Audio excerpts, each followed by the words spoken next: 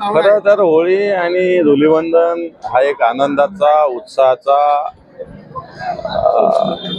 रंगाच्या माध्यमातून साजरा होणारा हा उत्सव आहे. खरं याचा आनंद याचा मजा लहानपणापासून आम्ही मोठ्या पाहुणा घेतो. आजही शेकडो लोक आहेत तिथं सगळे त्यांच्याबरोबर होळी साजरी करताना मला असं वाटतं.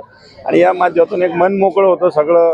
काही जण एकमेकांना शिव्या देतात, त्याच्यातून जी भडास म्हणता येईल ती पण निघून जाते सगळी वर्षभराची. आता आम्ही पत्रकारांच्या नावाने बोंबा मारल्याच ना आम्ही, त्याच्यामुळे मला वाटतं हा रंगाचा उत्साह असतो. पण फेरींना देखील रंग लावलेला आहे. सगळ्यांना लावला मी, फेऱ्यांना लावला, जयस्वालांना लावला, महापौराला लावला, सगळ्यांना लावला. आणि रंगाचा खेळ, रंगाचा आणि शिरसाटांना लावणार भेटले असते त्यांनाही लावला असतं, पण आता त्यांच्याकडे कुठे जातात, त्यांच्या मोठ्या मोठ्या बंगल्यात जाणं जरा हार्ड असतं.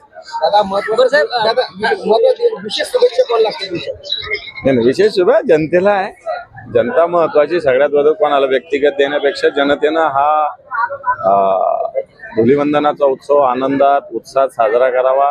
जनतेला शुभेच्छा. मला वाटतं या सगळ्या अनेक रंगातून एक प्रेमाचा रंग, ऊर्जेचा रंग, या महाराष्ट्राच्या हिताचा रंग हा पण सगळे मिळून उधळण्याचा वाटतं या निमित्तानं शुभेच्छा देतो. पण तुम्ही म्हणले की आता म्हणजे बोंबार मारले जातात व्यक्त होतं, तुम्हाला राज्यातल्या कोणत्या नेत्याबद्दल बोंब मारायला आवडत?